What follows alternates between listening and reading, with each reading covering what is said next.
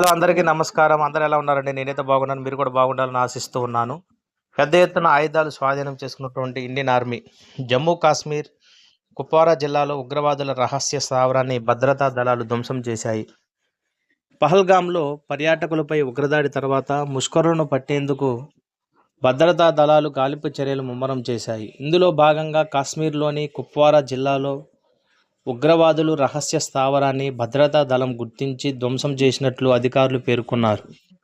ఈ క్రమంలోనే వారి స్థావరాల నుంచి భారీగా ఆయుధాలు, మందుగుండును సామాగ్రిని స్వాధీనం చేసుకున్నట్లు వెల్లడించారు.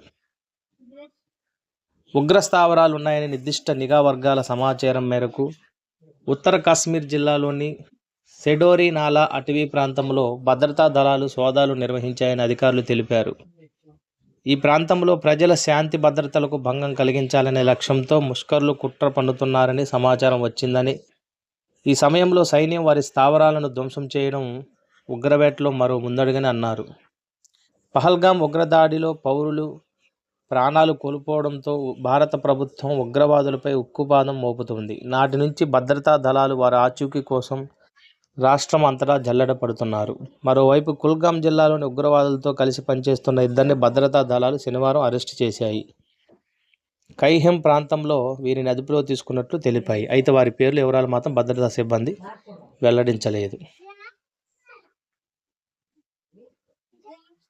మా యొక్క విశ్లేషణ మీకు నచ్చినట్లయితే దయచేసి లైక్ చేయండి, సబ్స్క్రైబ్ చేయండి.